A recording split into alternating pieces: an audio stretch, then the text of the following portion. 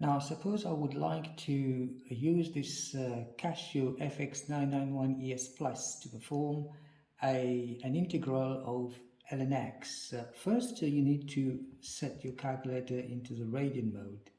So we're going to put that into the radian mode by going into Shift, Mode, and then you pick radians. And once you've done that, you can just go into your integral sign, which is pretty much straightforward here. And if you would like to say, for instance, do the integral of ln x, you open a bracket first of all, just open a bracket, type in ln, and then you put alpha x, and you put another bracket to close and another one. So that means the ln x is inside a big bracket, so it's very easy for the calculator to perform such a calculation. So what you do is you put 2 here. Let's say, for example, you go up to, say, for instance, 5. So 2 to 5, and you just press in. You should be able to get an answer, 3.660895201. You can see it took a little while to get to this answer or this result. Reason being is that this calculator is not actually a CAS, which means it's not a computer algebraic calculator system. So you stand a better chance with the latest calculator. One of them is the T-Inspire, the other one is the HP Prime, and so those ones can perform much faster than this one because they've got like huge memory RAM when it comes to space into the memory and the speed at which it performs. It's much more advanced, but this calculator is fine anyway. Next, suppose you'd like to do something else. Just go on here, refresh by pressing on. So you go into your integral mode and so open brackets. Let's perform, let's say, for instance, x times, so open another bracket there and put in x. That's a function there. And then multiply by, say, for instance, another function, and let's put that in brackets as well. Let's go for sine x. And then you double close with the brackets, and then you go you go right using the arrow, the navigation key, and say, for instance, I go from 1.5 to, say, 4.8. Let's see what it gives. Oh, that's error. I guess the limits was an issue. So let's try x again times, let's say, sine x, and then let's go from 0.5 to let's see, 1.8. See what happens there. Wow, now it works. Takes a bit of time, but not that long before you can get an answer there. Now, of course, you should be able to do this, mathematically speaking. You'll perform what we call integration by parts. But I'm just trying to do this to show you that this calculator, you won't be allowed to take this calculator into the examination room because it's able to perform integration as well as other functions, solving quadratic and cubic equations. You've got statistical mode where you can find the p-values and so on. Right, so that's more about integration. And if you go into the statistics mode, for instance, you can go into variance. You can have one column. If you want, you can have 2 columns there.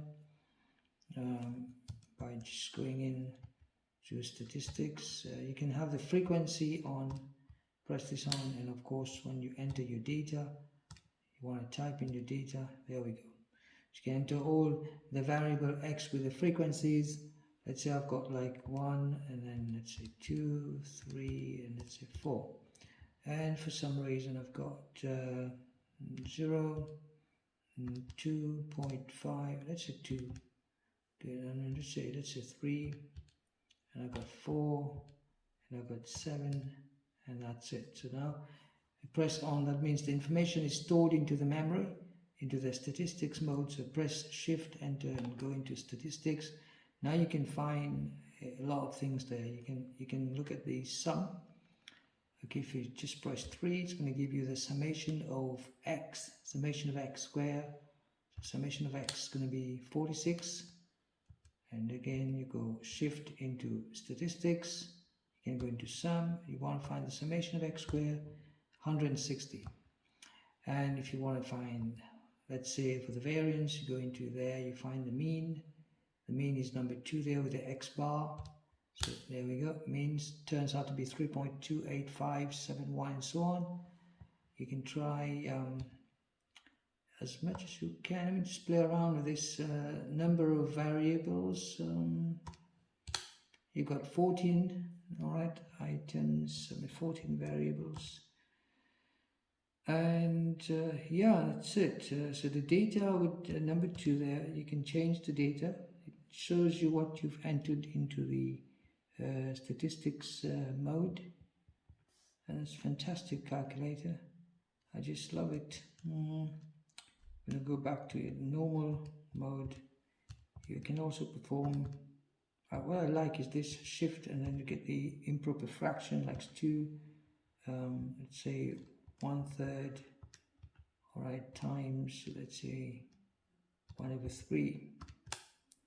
There we go, 7/9. For any calculation that you perform, if you get fractions like this, you want to turn this into decimal, just go into SD. Press this, it's going to give it to you in decimals. There's much more. There's the hyperbolic function. There's, of course, all the trig values that you can enter and find out for angles. This calculator can be used as a business calculator as well, I suppose. Not too sure about that anyway. Wow, I just have to fiddle around a bit with this and take a couple of tuition from YouTube. You can use the calculator to find vectors if you would. Let's say, for instance, now you want to go and solve equation. So you go into the shift, you can go into mode, you type in number 5, and you get all kinds of equations. Simultaneous equation is number 1 there. Here we go, number 1. So you can enter your values. Say, for instance, you've got something like this.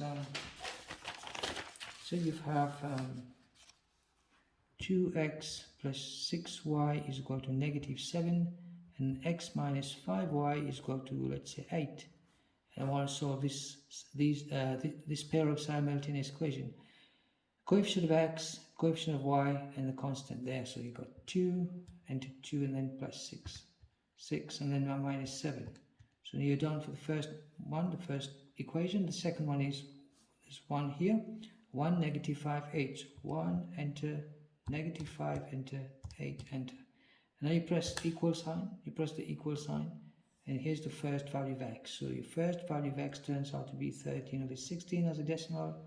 No, as a fraction. As a decimal, it's 0.8125. You can just press equal sign again.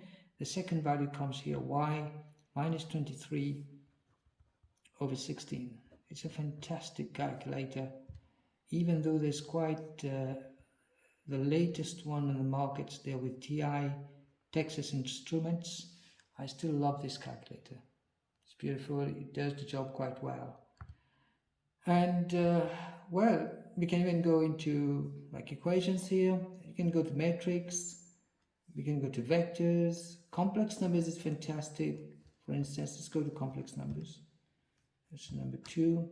If I want to enter a complex number, let's say I want to divide, let's say 2 plus I, okay, divided by, let's say 3 minus 2I. See, wow, look at this. The real part is 4/13, and the imaginary part is 7/13. There's much more you can do, because now the information is in there.